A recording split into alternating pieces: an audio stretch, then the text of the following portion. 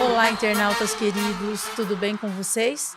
Está no ar mais um episódio do Renata Sanches Podcast, o podcast número 1 do seu coração. Porque uma andorinha sozinha não faz verão, mas muitas andorinhas juntas podem até mudar uma estação.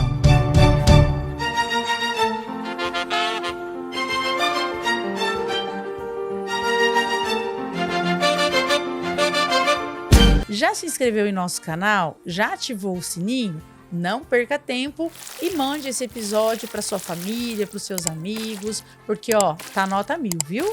Doutor, boa tarde.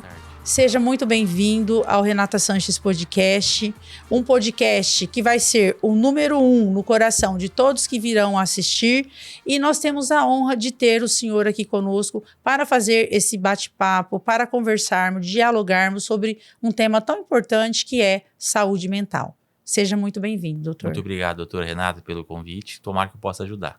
Vai ajudar com toda certeza.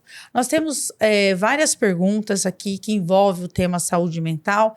Mas, doutor, saúde mental envolve quais tipos de doença? A saúde, assim, a gente tem uma ideia de saúde hoje, né? De um corpo todo, né? O ser humano, ele é a parte psicológica, ele é a parte do corpo, né? Do pensamento, do sentir, do agir, né? Então, assim, a saúde como um todo, ela engloba tanto o rim, tanto o coração, né? Os músculos, né? E a saúde mental, ela é uma parte do nosso corpo de um todo, né? Que o sentir, o pensar, o comportar-se, né? Então, quando essa parte adoece, a gente tem o que a gente chama de transtornos mentais, né? É claro que existe o sofrimento, faz parte da vida, né? Sentimentos de ansiedade, tristeza, faz parte do ser humano, né? O ser humano tem momentos que está mais triste, mais feliz, né? Mas como começa a haver algo que é desproporcional, que gera um sofrimento às vezes maior do que o esperado diante de uma situação, né? E que prejuíza a pessoa, causa prejuízo às vezes na vida, nos relacionamentos, no trabalho, na família, aí a gente vê que quando o sentimento, o pensar, o agir, ele impede que a pessoa conclua seus objetivos, chega a uma qualidade de vida satisfatória, aí a gente considera um transtorno mental, vamos dizer assim, entre aspas, né? Sim. Então, assim, a saúde mental, como o nosso pensar, nosso agir, ele está nos favorecendo, nos ajudando, né? O senhor é natural de qual cidade? Eu sou de Colorado mesmo. O senhor é de Colorado, Isso. daí formou-se em medicina. Isso. E essa inclinação pela especialidade da psiquiatria. Alguém da sua família já era? Você se inspirou em alguém? Não, olha, na minha família não tem nenhum médico, pra falar a verdade, né? Eu acho que eu sou o primeiro médico próximo, assim, que se formou, né? Certo. Então, assim, mas eu sempre me interessei pela saúde mental, desde a adolescência, assim, mais ou menos, né? Tinha familiares com algum transtorno mental, né? Então a gente acaba se apegando um pouco também, Sim. né? Na faculdade eu também gostava, né? É uma área que me interessa, né? O pensar. Tem algum professor, algum médico que o senhor se inspirou para se tornar um psiquiatra tão bem conceituado como o senhor é? Olha, a gente tem, na nossa vida, a gente sempre vai conhecendo pessoas, né? Professores, pessoas, né? Meu professor, que era o chefe da minha residência na época que me formei, Heitor Gigante, Alessandro Gigante, no estado de São Paulo, excelente profissional. O senhor se formou no estado de São Paulo? Isso, em Presidente Prudente, no hospital regional, né? Sim. Então, são várias pessoas que acabam contribuindo pra gente, né? Chegar onde a gente chega, né? E da vida pessoal, o senhor é casado? Eu sou tem casado. Filhos? Minha esposa tá gestante, né? Agora tá com 6 meses. Parabéns, doutor. Tá entrando no sexto mês agora, né? Já descobriu o sexo da criança? É menina, Maria Eduarda. Maria Eduarda, que lindo o nome. Deus quiser, agora lá pra abril ela tá nascendo. Minha esposa Isamara. Isamara. Isso. Acho que eu já conversei com a doutora Isamara. Ela é advogada. Né? Ela é advogada. Uma querida e linda. Linda mesmo. Qual é a importância da prevenção em saúde mental? Por que é tão importante fazer os cuidados de prevenção, doutor? Porque assim, a prevenção, na saúde é algo que é fundamental, né? Porque assim, você prevenir algo é menos custoso, gera menos sofrimento do que você depois já tá lá a doença, né? Então, às vezes, o que a gente fala assim, tem fatores que a gente fala assim, dentro da saúde mental, a gente às vezes não tem uma causa única. Sim. Então, na saúde mental, vários fatores influenciam, né? A infância, como que foi a infância, traumas físicos, às vezes, né? Às vezes psicológicos, né? Às vezes traumas sexuais, né? Então, assim, qualidade de alimentação, qualidade de vida. Então, a gente percebe que são vários fatores que vão influenciar no desenvolver de uma doença mental. Às vezes uma doença que poderia não aparecer, né? Às vezes quem tem uma predisposição acaba aparecendo, né? Então, assim, às vezes... Então, a gente pensa assim, o importante de prevenir, na medicina como um todo, né? A gente fala assim, é melhor você tratar uma pressão alta do que você tratar um infarto. Sem Então, assim, dúvidas. às vezes é melhor você melhorar a alimentação do que você, às vezes, né, ter um AVC, alguma coisa do tipo. Na saúde mental, o que a gente fala assim, é difícil às vezes individualizar, porque como são vários transtornos e a gente às vezes nem sempre tem uma causa única, né? Tem vários fatores influenciando, né? Mas a gente sabe assim, ó, o que a gente pode fazer para prevenir é assim, evitar traumas, se expor a situações de risco, né? É difícil falar, porque às vezes tem coisa que não depende da pessoa, tem coisa que é às vezes da sociedade, né? Então a gente sabe assim, abuso sexual na infância, uso de droga na infância, a gente fala assim, uso, né, de entorpecentes pela mãe, às vezes tá grávida, tá usando droga, então assim, agressão física, né? Então uma boa alimentação, a questão da questão do sono, descansar bem, dormir bem, que às vezes sabe que às vezes alterações de sono pode gerar mais transtornos mentais, piorar transtornos mentais, são várias atividade física, são coisas que ajudam você a ter uma qualidade de vida, né? E prevenir doenças mentais, né? Sim. E quanto aos sinais de alerta, doutor, para o problema de saúde mental, como é que identifica? Sim. Quais são as formas mais fáceis de se identificar? Num familiar nosso, né? A gente vai ter que notar mudança de padrão, né? Qual que é o jeito de ser daquela pessoa? Porque às vezes você conhece uma pessoa, né? Aquela pessoa vive com você, seu marido, seu filho, sua esposa, né? Ele tinha um jeito de ser, né? Ele saía, ele gostava de futebol, gostava de alguma coisa específica e de repente ele muda o jeito. Então às vezes se isola mais, né? Prefere ficar quieto, ou fica muito nervoso, ou quieto, né? Ou para de se alimentar, ou come mais do que o normal, ganha muito peso. Então assim, a gente vai ter que observar, né? São sinais. São sinais que a gente vai ter que prestar atenção. Aquela pessoa, como que ela era? Ela passou de ser. Porque tem transtornos mentais que começam muito novo. Então, quando você conhece a pessoa já tá com aquele transtorno, né?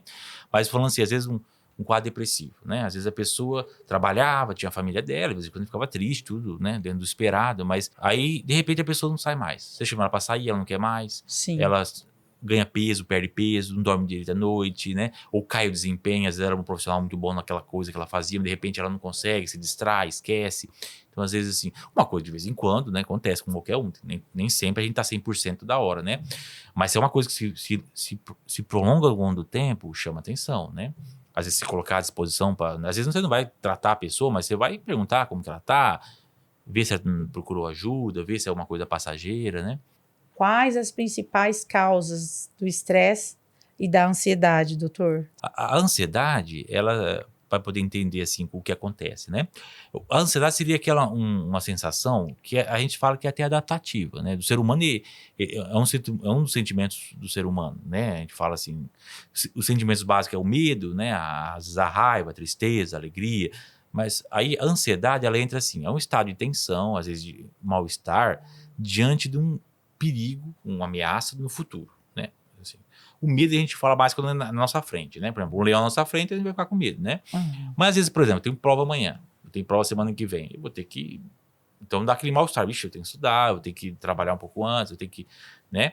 Então assim, eu preciso pagar uma dívida, uma conta, eu preciso... Então assim, aquele estado de tensão, de inquietação que a gente fica, né? Diante de um perigo no futuro, ele é bom, assim, até certo ponto. Quando ele faz você agir, nossa, eu tô preocupado aqui, dá aquela inquietação, mas eu vou lá, eu vou estudo, eu vou trabalhar, eu acordo. Então assim, até quando aquele sentimento desagradável, ele é um sentimento desagradável, mas às vezes ele é útil, porque a gente vai fazer as coisas. Quando ela é excessiva, então assim, quando é aquele negócio que, aquela tensão, aquela angústia, ela atrapalha você fazer suas coisas, aí você fica tão preocupado com a prova que, no outro dia que você não consegue estudar. Sim. Então aí é uma coisa ruim, né? Então assim, aí a gente tem que trabalhar essa questão dos pensamentos, do agir, porque tem coisas, às vezes, uma atividade física, uma boa alimentação, uma qualidade de sono, né? Às vezes trabalhando os pensamentos, às vezes, um pouco exagerados sobre o perigo, isso já pode ajudar a diminuir essa ansiedade excessiva, né? O estresse é aquele ambiente, né? O ser humano, ele é exposto ao estresse. né, do trabalho, né? Hoje é mais a questão, às vezes é muito mais o estresse emocional. psicológico, né? De pensar, de agir, de resolver os problemas, né? Já foi, e para algumas pessoas ainda é a questão física, né? Às vezes em guerra, situações, né, penúria, assim, de questão de alimentação, né, Sim. de financeiras, assim. Mas o ser humano, ele se expõe ao estresse, né? O estresse, você vai ter aquela... Tem pessoas que têm mais resiliência, tem pessoas que não, né? Então a gente sabe que tem pessoas que acabam se expondo ao estresse, né? Mas depois se adapta, mas às vezes o estresse muito contínuo, né? Sem um certo descanso, um certo repouso, uma certa pausa, vai chegar um momento que às vezes você não aguenta. Então a Sim. pessoa acaba estourando, se esgotando emocionalmente, né? Então às vezes a Uhum. pessoa... Então assim, tudo dentro do sentimento, tudo vai ter que buscar o equilíbrio, né? Os sentimentos, às vezes, mesmo desagradáveis, ele pode ser favorável, se ele faz você agir, se você se preparar, se comportar, né? Mas se ele tá excessivo, se ele tá desproporcional e ele te prejudica mais do que o esperado, aí a gente tem que trabalhar na questão do tratamento, né? Como manter um equilíbrio saudável entre trabalho e vida pessoal? Aí é um negócio difícil, né? Às vezes porque é uma resposta que às vezes até pra gente pensa até que ponto, né? Até que Até que ponto? ponto eu consigo ter esse equilíbrio, né? Então, assim, é pensar cada coisa, né? Mas, assim, eu acho que é importante a gente saber que, às vezes, o trabalho é importante, o trabalho dá sentido para nossa vida, é o que a gente sustenta, mas ele não pode ser somente a nossa vida, né? Eu acho que assim, quando você resume a sua vida ao trabalho, só o trabalho, é bom, acho que faz parte da nossa vida. Acho que, né, eu amo meu trabalho, eu amo o que eu faço, acredito que a doutora também ame, e é importante amar o que a gente faz, né? Sim. Mas, às vezes, quando fica, às vezes, muito focado naquilo, às vezes, se você não tem um tempo, às vezes, para um lazer, para descansar, o sono é muito importante. Você dormir uma certa quantidade de hora, uma qualidade de sono importante, ter um tempo de lazer, descansar, até para você render mais no trabalho, né? Sim. Eu acho que dentro da possibilidade de trabalho, você tem que ter um espaço para coisas que você gosta, dentro do possível. Eu sei que não vai ser sempre, mas tem um horário, um tempo para passar com pessoas que você gosta, fazer coisas que você gosta, buscar, às vezes, né, o sono, a viagem, né? É importante a questão familiar, às vezes, né? Então, assim, o trabalho é importante, mas pode ser só o trabalho, né? Sua vida não pode se resumir só ao trabalho, né? O ser humano tem que descansar um pouco também, faz parte da vida e ter um momento de lazer, né? Tem fase na nossa vida que a gente vai trabalhar mais, tem fase que vai trabalhar menos, mas talvez respeitar o nosso limite. Então, Olha que importante, respeitar os nossos limites. porque às vezes tem pessoas às vezes que conseguem trabalhar mais, menos, tem época da nossa vida que a gente trabalha mais horas, menos horas, mas é importante saber até onde eu consigo ir. Porque às vezes o trabalho acaba não rendendo. Porque às vezes você trabalha tanto, que às vezes você acaba fazendo mal feito, né? Exatamente, Né? Então, doutor. assim, às vezes tem pessoas que às vezes querem assumir vários compromissos, às vezes acaba virando meio que um pato, né? O pato, ele faz um monte de coisa, mas ele não faz nada bem feito. Então, assim, ele faz mais ou menos, né? Ele faz, canta, mas não canta aquele kkk, né? E ele voa, mas voa pouquinho. Ele nada, mas nada muito rápido. Então, às vezes a gente quer fazer muita coisa, abraçar o mundo e a gente não consegue. A gente sofre e às vezes o trabalho não sai bem feito, né? Mas é algo difícil. Esse equilíbrio é algo difícil, mas você vai ter que analisar, às vezes, na sua vida, no seu dia a dia. Né? Isso aqui eu consigo, isso aqui eu não consigo, isso aqui eu consigo fazer bem feito, isso aqui eu não consigo. Mas a gente sabe que às vezes, infelizmente, nós vivemos num país que não é um país rico, né? A gente sabe que é um país pobre, então às vezes as pessoas têm que trabalhar, não tem jeito. Às vezes mais do que pode, mais do que talvez deveria, mas às vezes a necessidade, né? Então, assim, é difícil a gente... Porque as pessoas vão falar assim, não, você trabalha só um pouquinho só, aí você descansa a maior parte do tempo, mas nem sempre é possível. Às vezes a pessoa precisa trabalhar para sustentar a família dela. Então, assim, dentro da possibilidade de cada um, reserva um tempo, né? Para você passar com a sua família, para você ter uma de lazer, alguma coisa que você gosta, uma atividade física, né? Uma caminhada, né? Mas, repito, não é fácil, mas vai avaliando dentro do seu ambiente, né? Muito bacana. Essa do pato aí, doutor, vai ficar para minha mente, com certeza. Eu não vou esquecer mais esse exemplo. Eu gosto, praticamente eu gosto. Porque às vezes quando a gente começa a abraçar muito o mundo, a gente faz tudo mais ou menos, né? Aí é lembrar do pato, viu, pessoal? Sobre saúde mental, que é o nosso tema. Qual que é o papel da genética na saúde mental? A gente sabe que a genética, né, é um dos componentes que a gente fala. Porque a saúde mental, assim, estresses, alimentação, qualidade do sono, trabalho, né? São importantes. A genética é muito importante, né? Então, assim, a genética, às vezes... Mas também não é vamos supor assim, não é um destino fixo, né? Algumas doenças são, outras não. Né? No caso do transtorno mental, a genética nem sempre é um definidor. vai ser daquele jeito, né? A gente sabe que se você tem alguém na família com algum transtorno mental grave, você tem uma possibilidade maior de ter, né? Mas nem sempre. A gente sabe, por exemplo, até um transtorno mental grave, né? Por exemplo, a esquizofrenia. A gente sabe que às vezes alguns trabalhos falam, mesmo gêmeos, que são univitelíneos, que são idênticos, às vezes 50% só. Porque tem fatores externos. Porque a gente fala que tem a genética, mas tem um nome meio... Nem precisa gravar, mas chama epigenéticos. Tem coisas e tal no teu DNA, mas não necessariamente vai aparecer. Na saúde mental tem muito isso. Às vezes aquele tem um gene lá, mas ele não vai estar ali. Ele pode ser que ele fique lá quietinho, mas pode ser que fatores externos possam fazer com que aquilo lá se deflagre, apareça, né? Às vezes uso de droga, às vezes um abuso fixo, um abuso sexual, uma má qualidade de sono. Então, assim, a genética tá ali, mas não é uma coisa certeira. Às vezes é importante você saber, mas, assim, ao mesmo tempo, assim, a genética não tem muito o que mexer mais, né? Porque veio lá, tá com você, né? Não tem o que fazer. Então, você pode avaliar dentro do seu transtorno o que eu posso fazer para isso não se manifestar, não sair para frente, não aparecer, né? Então, às vezes, prevenir, evitando situações estressantes, né? Ou fora do normal, né? Então, isso pode acabar, evitar alguns tipos de substâncias, de drogas, né? Então, a gente pode, evitando, a gente pode evitar que isso saia para fora, né? Então, estamos aqui nesse bate-papo proveitoso, esse bate-papo, sem dúvida alguma, especial, com o Dr. Luiz Ernesto Pisolito Gigliotti, médico psiquiatra. E vamos dar continuidade aqui às perguntas, doutor. Quais são os sintomas e tratamentos para o transtorno de ansiedade? Essa, por mais que a gente lê, que todo mundo parece que sabe, mas uma dica de um especialista como o senhor sempre é muito importante. Então, a ansiedade, a gente até comentou um pouquinho, né? A gente fala que o transtorno de ansiedade tem alguns tipos, né? A gente fala, o mais comum que a gente fala é o transtorno de ansiedade generalizada, né? Que é aquela pessoa que é extremamente preocupada, tensa, angustiada, e ela inquieta, às vezes tem prejuízo na concentração, na memória, né? E aquela ansiedade que está gerando um prejuízo para a pessoa, né? A gente sabe que, então, hoje o que a gente vê, tem vários tipos, né? Basicamente, a psiquiatria, ela trabalha com 2 tipos de tratamento. A psiquiatria e a psicologia, né? Trabalha junto na terapia e na medicação. Tem casos, às vezes, que você, às vezes, só com a terapia... Resolve. Às vezes é um caso mais leve, né? Às vezes resolve. Vai ter um caso grave, dependendo da situação, às vezes você consegue tratar com a terapia, né? E a medicação, né? Às vezes, num caso, você consegue fazer os 2 juntos. Mas a gente sabe que, às vezes, nem sempre é possível, né? Então, mas, assim, dentro do possível, se puder fazer as duas abordagens, né? Porque, às vezes, que os transtornos de ansiedade geram muito sofrimento. E eles são recorrentes, né? Então, a gente tem que trabalhar essa questão. A medicação ajuda, né? Umas mais, outras menos, né? Tem pessoas que respondem melhor, outras pior, né? Mas, assim, a questão...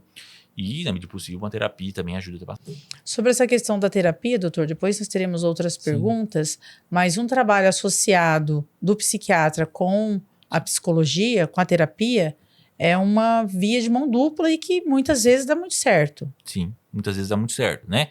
Nem sempre, às vezes, a pessoa... Porque, assim... É muito único, né? Às vezes dá muito certo, alguns transtornos dá muito certo, né? Às vezes tem paciente, às vezes o paciente não se dá bem com a medicação, ou o paciente não se dá bem com a terapia, né? Às vezes a pessoa acaba não dando certo os 2 juntos, mas às vezes, grande parte das vezes, a gente consegue trabalhar os dois unidos, né? De uma forma sustentada, às vezes por um tempo mais prolongado, ou menor ou maior, mas às vezes a gente consegue, às vezes, em muitos casos, a gente consegue trabalhar unindo forças, né? Isso. E o transtorno bipolar, doutor? Como lidar com pessoas portadoras dessa doença mental? O transtorno bipolar é um transtorno grave, a gente sabe, né? Mas que tem tratamento, né? A gente sabe que o transtorno bipolar é um transtorno, assim, é as duas coisas, né? Tem bipolar, que a gente fala que tem a depressão, né? Episódios depressivos, de perda de energia, desânimo, né? Que a pessoa perde o gosto em viver. E também tem o contrário, né? Às vezes a pessoa fica com muita energia, muito empolgada, muito acelerada. Às vezes até, não que a alegria seja ruim, né? A alegria é boa, mas às vezes não é só a alegria que vem junto. Às vezes a pessoa... Porque a gente fala que o transtorno bipolar é assim, ele é um pouquinho... Tem algumas diferentes da depressão, né? Mas de uma forma mais simples, assim, você tem... Na depressão, você tem um período de aumento de energia, de perda de energia, desânimo, né, que a gente tinha falado, e o bipolar tem também um período que a gente chama de euforia, que a gente chama de mania ou hipomania, que a pessoa fica mais empolgada, fica mais acelerada, dorme menos, fica, às vezes, até mais produtiva até certo ponto, né? Mas às vezes pode ter muito prejuízo, às vezes com gasto, às vezes como às vezes pode acontecer o libido, né, o desejo sexual pode aumentar, então a pessoa às vezes pode se envolver em relacionamentos conturbados, aumenta a impulsividade, que a pessoa acaba às vezes agindo sem pensar, então às vezes acaba brigando com o marido, né? Então às vezes brigando ou o contrário também, com a esposa. Então é um transtorno que geralmente costuma necessitar, né, de via de regra, a gente precisa de tratamento com medicação, geralmente, Com né? Porque medicação. costuma ir com terapia também, para ajudar, mas a medicação é importante, porque o transtorno bipolar costuma ter muitos episódios depressivos, geralmente é um transtorno mais arrastado, né? Não é que não tem tratamento, tem, a gente consegue Sim. tratar, e tem pacientes que são funcionais, trabalham, né? Aham. Mas a gente tem que ficar mais atento, porque às vezes costuma, não é uma regra, né? Porque tem pacientes que têm mais depressão, tem pacientes às vezes que chegam... É que tem uns subtipos de bipolar, né? Tem o bipolar tipo 1, tipo 2, né? Que a gente fala assim. Então, às vezes... Mas tem pacientes que chegam, às vezes, a ficar psicóticos. Nem todos. Certo. Sai da realidade. Mas nem todos. Alguns ficam mais tempo depressivos, né? Você vai ter que individualizar, né? Mas para a família, exige paciência, né? Porque às vezes você vai ver a pessoa um dia, numa semana, tá lá a 1000, de repente tá lá embaixo. E às vezes tá mais irritada, né? Às vezes o paciente bipolar fica muito irritado, ele tá acelerado, mas tá muito irritado. Às vezes não fica feliz, eufórico, mas ele fica irritado. Então, às vezes, a paciência, né? Ter aquela paciência, a orientação, né? Na medida do possível, orientar. Doutor, através das leituras, tem um medicamento cujo nome é carbolítio. Sim. Esse é indicado para pessoas portadores O de lítio é uma transtorno medicação bipolar? assim, muito antiga dentro da psiquiatria, né? Uma medicação que tem excelentes resultados para o transtorno bipolar. É uma das medicações que a gente usa, tem mais usa, né? E é uma medicação muito boa, se bem indicada, né? Sim. Nem todos os bipolares vão responder ao lítio, né? Nem todos, às vezes, depende da fase do transtorno bipolar, vai ser a melhor medicação. Mas é uma medicação muito com bons resultados, o paciente melhora muito, né? Uma das poucas medicações hoje que a gente sabe que previne suicídio, né? Uso a longo prazo, né? Então, assim, é uma medicação que costuma estabilizar o paciente. Tem os poréns, né? Porque, assim, o lítio, qual que é o problema do lítio? A questão é ele tem a dose tóxica e a dose terapêutica às vezes é muito próximo. Então, a gente consegue dosar no sangue o lítio. Então, a gente dá a medicação ao paciente, vai a cada uma semana, a gente vai dosando ele no sangue para ver se a gente ajusta a dose, orienta o paciente, né? Mas o lítio é uma medicação, assim, apesar de antiga, muito boa. Ela ajuda os pacientes. Tem paciente que muda a vida depois do lítio, estabiliza o humor, né? A paciente fica mais estável, né? Tanto na parte... O lítio é uma medicação que ela trata tanto a depressão bipolar como a fase de aceleração, de impulsividade, de às de gasto excessivo, né? Sim. Uma boa medicação, excelente. Tem a questão dos efeitos colaterais, né? Que dá pra gente, principalmente rim, tireoide, pode prejudicar, mas a gente vai acompanhando. Por isso que é bom o comprimento, né? É uma medicação que às vezes você precisa de um médico ali te acompanhando, ver se como tá os efeitos colaterais, né? A gente vê como que tá pedindo exames de uma certa reforma regular, mas é uma medicação, assim, muito satisfatória. Mas atenção aí, você internauta que está nos assistindo, deve ser por prescrição médica. Isso, é uma medicação. Então, nada de comprar aí na farmácia, tem que ser prescrito pelo médico. Sim, é uma medicação que a gente fala, é uma medicação que pode ser tóxica, né? Então, assim, em dose muito alta, né? Porque não é exatamente o lítio da bateria, né? Mas, assim, é o carbonato de lítio que a gente usa, né? Então, a gente a gente pega o mesmo produto, mas é uma substância ali que a gente pega, a gente administra o paciente com a dose adequada, correta, né? Mas é uma medicação que exige essa necessidade de prescrição, porque é uma medicação que às vezes interage com outras medicações, né? É muito comum, às vezes, o lítio interage com o antihipertensivo, né? Ele pode subir muito, às vezes, desidratação, né? A pessoa desidrata, então ele sobe, então a pessoa tem mais efeitos colaterais, né? Então, assim, a gente tem que ficar atento, né?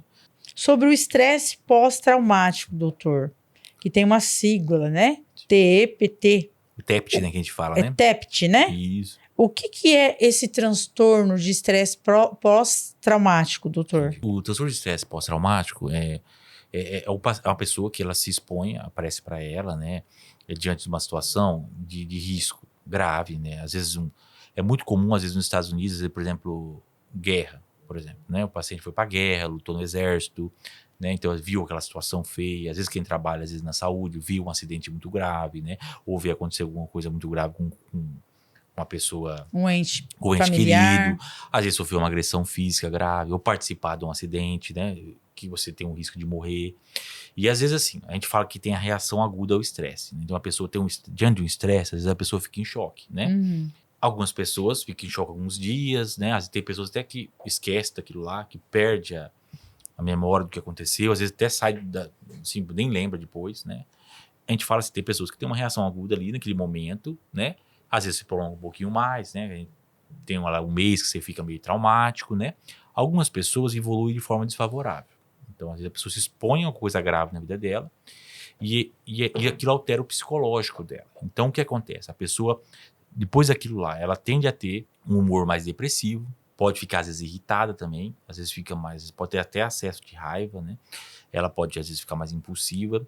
E ela começa, o que acontece? Ela começa a evitar situações que se aproximam do trauma. Ela sofreu um acidente grave de carro, ela não consegue mais dirigir o carro. E às vezes o que pode acontecer, às vezes ela tem imagens, vem na cabeça dela, por exemplo, ela tá ali, de repente vem uma imagem do acidente, ou daquele evento traumático, então aquilo fica entrando na mente dela. Então ela fica com aquilo lá. E aquilo fica entrando, e a pessoa, então, que acontece? Então, a pessoa acaba tendo, às vezes, um humor mais negativo e acaba evitando situações e acaba tendo dificuldade em lidar com coisas que lembram o trauma. Então, eu me traumatizei e aquela coisa eu fujo. Lembrança daquilo lá, eu me sinto muito angustiada. Então, às vezes é uma casa que aconteceu, você tem que passar para o outro lado, ou evita algo, né? Como eu falei agora, o carro, dirigir. Sim. Então, assim, são situações, assim, que causam muito prejuízo, né? Então, assim, e acaba prejudicando muito a vida da pessoa, né? Tá. E se tratando, doutor, de violência na família, violência doméstica, isso também é uma situação, tanto para o homem quanto para a mulher, quem está ali naquela relação abusiva, sendo a vítima, também pode sofrer de... E isso pode acontecer, às vezes, essa questão de estresse, se expõe a uma situação grave, né? Então, a pessoa, às vezes, às vezes teve um relacionamento, né? Sofreu violência, e aqui o que acontece? Depois ela não consegue se relacionar mais. Evita esse relacionamento com pessoas daquele gênero, né? Então, ela acaba, às vezes, revivendo aquilo, às vezes a pessoa... Aquela cena de ser agredida fica vindo na mente dela, né? Sim. Às vezes um estupro também é outra coisa grave, então a mulher acaba, às vezes o homem, né? Isso acaba vindo muito na mente, então a pessoa acaba prejudicando a vida dela, porque às vezes relacionamento de duas pessoas é algo importante, né? Às vezes a pessoa evita, não se relaciona mais, fica com medo da figura daquele sexo, de quem ela sofreu a violência, e a pessoa às vezes acaba perdendo a oportunidade de conhecer, porque tem pessoas boas, pessoas ruins, né? Então assim, e a pessoa carrega aquilo pra vida, então aquilo fica na memória dela, nas imagens que fica entrando, então a pessoa é algo que a pessoa carrega. Tem pessoas que tem aquela reação aguda de estresse, sofre, mas acaba esquecendo. Algumas pessoas, infelizmente, acabam virando mal, né? E esse sofrimento acaba se prolongando ao longo da vida da pessoa. Doutor, e quanto ao toque? Há opções de tratamento para esse transtorno obsessivo compulsivo, também conhecido como toque? O transtorno obsessivo compulsivo é um transtorno que pode ser, às vezes, mais leve ou grave, né? Ou mais grave, né?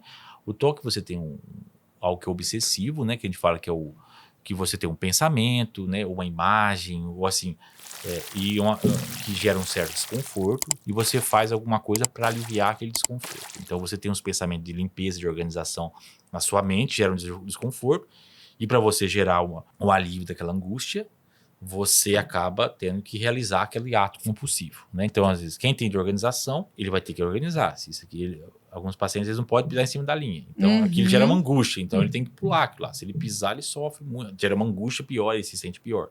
Então, eu falei, tem vários tipos de toque, né? Porque tem o toque de, às vezes, o pensamento, às vezes, de imagem que vem na cabeça da pessoa. Então, assim, a pessoa tem que fazer alguma coisa para aliviar aquela angústia. Só que vira um ciclo. E a pessoa acaba ficando presa nesse ciclo, né?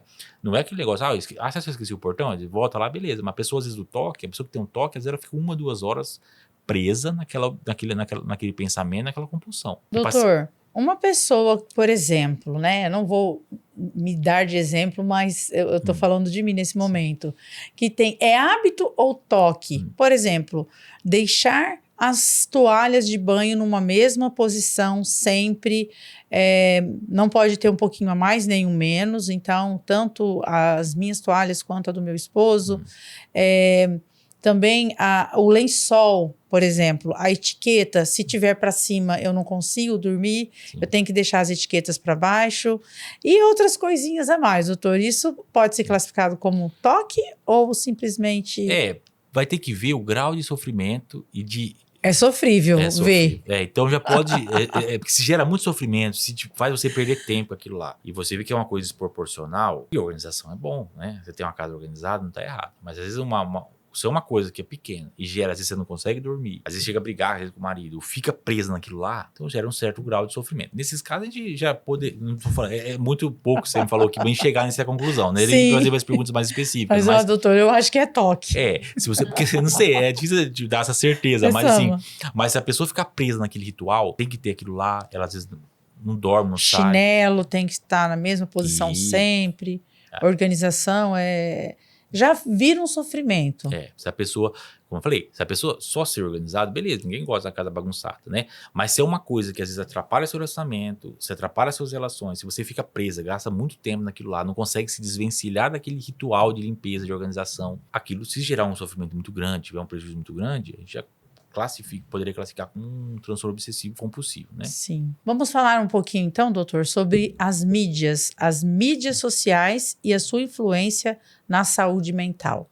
Como é que o senhor tem visto, o senhor tem deparado com os atendimentos, tem atendido muitos jovens que estão com certos problemas decorrentes do uso excessivo das mídias sociais? Como é que o senhor vê esse parâmetro? Porque o celular é algo complicado, porque o adolescente hoje ele nasce com aquilo lá, né? Então assim, desde 4, 5 anos de idade, tá lá com o tablet, vendo aquilo lá e dentro daquilo lá. Então ele é acostumado a ficar daquele jeito. Às vezes a mãe, o pai tem que trabalhar, às vezes deixa lá o tablet com a criança distrai. Então a vida dele fica daquele círculo, né? Não só a criança, acho que nem só o adolescente, os adultos também. Mas quanto mais novo, mais foi exposto, né? A gente, 37, né? Então quando eu era mais novo, assim, não tinha tanto. Começou faz uns 10 anos, 10, 15 Sim. anos mais ou menos, né?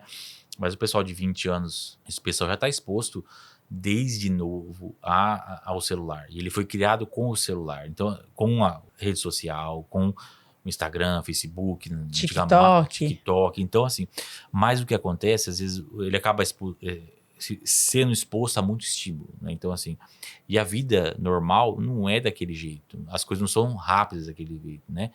Às vezes a pessoa fica presa naquilo lá, não dorme direito, acaba tendo prejuízo na concentração, né? Porque a pessoa, às vezes, e também acaba, muitas vezes, ficando mais ansiosa, porque a vida não te dá as coisas na hora com um clique, né? Então, assim, que às vezes você vai clicando e você vai, né? Às vezes, por exemplo, antigamente você percebe, eu percebo isso, às vezes, antigamente, quando eu era mais novo, assistir um filme, de vez em quando, você tinha que locar, tinha que ir na locadora, pegar o filme. E era raro, pra você assistir um filme, você tinha que esperar 10 horas da noite para passar aquele filme, você ia assistir. Hoje você vai lá na Netflix e você clica lá, no Netflix ou qualquer outra página, qualquer outro streaming, né? Streaming. Vai ter muitas opções. Às vezes você fica de saco cheio. Então gera um tédio, porque a vida normal, o dia a dia, ele não é tão assim, acelerado, rápido e chega de informação. E aquilo, às vezes na criança, no adolescente, até no adulto, quando ele desliga o celular, ele vai olhar para a vida normal, aquilo gera um tédio, uma angústia nele. E é difícil, porque assim, às vezes o adolescente, para você tirar o celular dele, ele é acostumado com aquilo lá, ele vive com aquilo lá. E atrapalha o sono, às vezes atrapalha o dia a dia dele, mas ele foi criado com aquilo. E como que você vai tirar? Gera um certo sofrimento. Então você vai ter que, primeiro, se puder evitar, no sentido, não tem como viver sem. Eu acho que a internet, celular dá muita coisa. Mas, assim, atrasar um pouquinho o início do tablet, ter um limite de a criança, do adolescente ficar exposto a isso, né? Isso também ajuda a pessoa, porque depois que acostuma é mais difícil. Então, pra você tirar o celular de um adolescente ou de um adulto mesmo é muito complicado. Depois que a pessoa já está acostumada, já está naquele ritmo, né? Desde novo, tem que tentar evitar o excesso. O excesso e usar... Porque é muito bom, porque hoje em dia as redes sociais são muito boas, você aprende muita coisa de saúde. Você aprende muita coisa de se lidar com muitos problemas, muita informação, né? Aquele negócio, informação boa é ruim, mas você vai ter que fazer aquele filtro, né? Mas assim, o equilíbrio, eu acho que a internet e o celular não é algo ruim em si, né? Que tem que ser demonizado, não tem que ser proibido, não. Eu acho que é uma coisa muito boa. Mas dentro do útil, eu acho que você tem que usar aquilo pra você. A partir do momento que... E é bom você se distrair também. Você vê coisa meio à toa mesmo, vê uns memes, alguma coisa, pra também não ficar naquela coisa muito séria, né? Sim. Mas aí o cuidado vai ser assim. Eu tô evitando, eu não tô trabalhando, às vezes eu não tô conseguindo nem trabalhar, prejuízo no trabalho, ou às vezes é muito comum as pessoas, às vezes, não dormir direito, bater na tecla do sono. A pessoa às vezes fica no celular na cama, aquele estímulo de luz, a pessoa não dorme, aí vai dormir 1, 2 horas da manhã, aí tem que acordar 7 horas da manhã no outro dia. aí você fica cansado, aí você não rende do trabalho. Você fica cansado, com sono, a concentração, né? Se cuidar, né? Eu acho que olhar para você mesmo, né? Se respeitar seus limites. Eu acho que isso a gente falou agora há pouco. Sim. Porque às vezes a gente quer controlar o mundo, né? A gente quer controlar todas as circunstâncias, todas as situações, mas o ser humano tem um limite, né? Então, assim, a gente consegue ir até certo ponto. A gente consegue até onde dá, né? Agora, quando a gente quer ter essa ideia de ter o mínimo controle de todas as situações, todas as circunstâncias, assumir tudo para si, é perigoso. Eu acho que a gente sofre porque a gente não consegue, é uma coisa impossível. Então, assim, é impossível a gente controlar os filhos, é impossível a gente controlar todos os problemas do trabalho. A gente vai fazer a nossa parte. Entender que a gente dá o máximo de nós, dentro do que a gente pode. Nem sempre a gente vai estar 100%. Às vezes a gente cansa, às vezes a gente está estressado, às vezes a gente... às vezes tá, né, as pessoas param um pouquinho. Nem sempre a gente vai estar lá em cima, no mesmo nível, sempre, toda hora. Às vezes a gente cai um pouquinho. Eu acho que se respeitar, atingir seu limite e atingir o limite do outro, né? Às vezes a gente acaba exigindo também muito do outro também. Às vezes dentro também, acho que é importante exigir. Acho que a gente não pode ficar também deixar todo mundo solto, mas também o outro às vezes cansa, às vezes fica mais cansado, às vezes precisa de um apoio, né? Qual é o maior sonho que você tem que o senhor tem para a sua carreira como psiquiatra? Tem algum sonho, algum desejo? Olha, eu gostaria de continuar trabalhando assim e ser um bom psiquiatra, continuar a ajudar meus pacientes, né? Já é, né? Mas cada vez melhor. A gente não dá o que a gente tudo. A gente pode melhorar. Eu acho que eu poder ajudar meus pacientes ao longo da minha vida, poder me aperfeiçoar mais. Eu acho que enquanto eu puder, a gente vê um paciente bem feliz, isso é muito bom. O paciente melhora, às vezes demora, às vezes você vê o paciente ficar meses, anos para baixo, e você vê ele melhorar. Você vê ele voltar. É o auge, né? Isso é muito bom pra gente. A gente fica muito satisfeito, né? O que te motivou a escolher a psiquiatria como especialidade? E o que mais te inspira no dia a dia? Olha, é difícil eu te falar, assim, o que mais me inspirou, assim, né? Eu acho que é meio que uma vocação meio chamada, uma mistura de chamado com um dom. Mistura de chamada, acho que Deus às vezes prepara algumas coisas pra gente. Às vezes as coisas da nossa vida vai acontecendo e a gente vai sendo empurrado para aquilo lá, né? Eu acho que um pouco de dom, que é dom e circunstância. Acho que as coisas foram aparecendo, as coisas foram, graças a Deus, a gente for se encaminhando. Eu acho que assim, eu acredito muito no chamado também, né? Que legal, um chamado.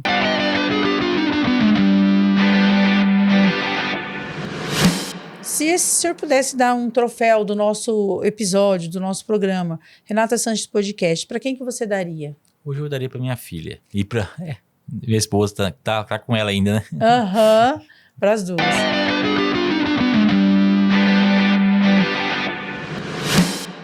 Se pudesse dar um conselho para quem está começando na psiquiatria, qual seria? Olha, eu acho que é muito importante você ter a questão da empatia, né, com o paciente, né? E às vezes você tentar não digo sofrer com o outro, mas se colocar no lugar do outro, né? Na situação dele, como você se sentiria, né? Sim. Então, assim, porque esses dois sofrendo, aí ninguém vai ajudar ninguém, né? Mas assim, eu acho que você tentar... Porque o paciente psiquiátrico, ou o paciente que tem com um sofrimento psíquico, ele é um pouco diferente do sofrimento físico. É físico, é psicológico também, mas assim, físico assim, você vê um braço quebrado, é uma coisa, você vê lá a dor da pessoa, você vê a dor física, você olha o braço quebrado, você vê consegue até mensurar aquilo ali. Você consegue, de certa forma, você consegue sentir mais, de certa forma, eu não sei se é a palavra correta, mas de certa forma você consegue ver aquilo lá e a pessoa acaba acreditando mais naquela dor. Agora, quando é uma dor interna, é mais difícil para você acreditar. Então, não estou falando que então assim, o outro olha aquilo lá, que pessoa fraca, que pessoa não sei o quê, né? Então você não consegue ver aquela dor. E a dor psicológica dói, é uma dor. Então a gente dói, angústia, tristeza, né? Tanto a natural como aquela exagerada depressão, a falta de alegria, a falta de felicidade. Então assim, o que eu digo assim é tentar ter a empatia. Eu acho que quem busca psiquiatria tem que buscar ter empatia, porque eu acho que a medicina, qualquer profissão, né? Eu acho que tem que ter empatia para a pessoa que você está cuidando. Mas assim, a psiquiatria, isso tem que ser levado muito em mente, porque você não vai lidar com um órgão, você não vai lidar com, né? Porque às vezes você vai lidar com o coração, não, você vai lidar com uma pessoa e o psicológico ele envolve tudo. Assim, no sentido o ser humano é mente, né? É corpo, é alma, então você tem aquela o ser completo. E você tentar tratar o ser completo, né? Assim, claro que você não vai tratar tudo, mas você tem que ouvir a pessoa. Porque na psiquiatria a gente não tem um exame específico, assim. Às vezes os exames para descartar alguma coisa, mas a gente não tem um exame, ó. A gente vai ter que conversar, ver as dores, ouvir ela. Então, na psiquiatria o que você precisa ter é empatia, que eu acho que é importante, e a questão da paciência, né? E são coisas que você vai ter que aprender a ouvir, né? Porque você vai ter que ouvir, porque é o que a gente tem de mecanismo, né? É isso aí, doutor. Doutor, parabéns. O senhor, com certeza, conseguiu enriquecer ainda mais o conteúdo das pessoas que vão necessitar, que vão consumir esse conteúdo de uma forma clara, de uma forma realista, sem fugir do tema.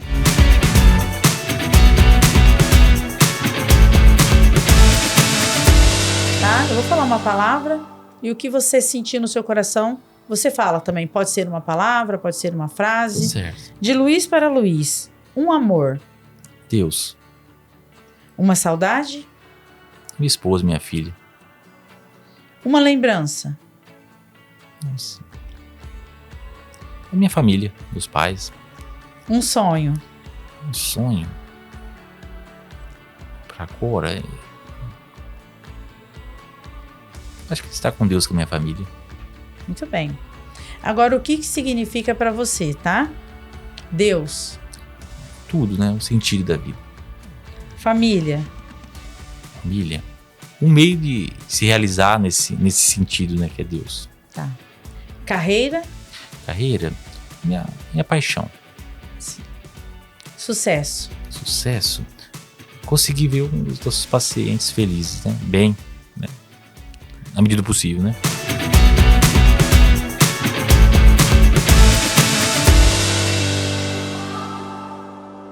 Doutor, para quem quiser entrar em contato, ou quiser agendar uma consulta com o senhor, como é que tem que fazer? Pode deixar o seu arroba, o endereço profissional. Eu atendo no Hospital Santa Clara, tá?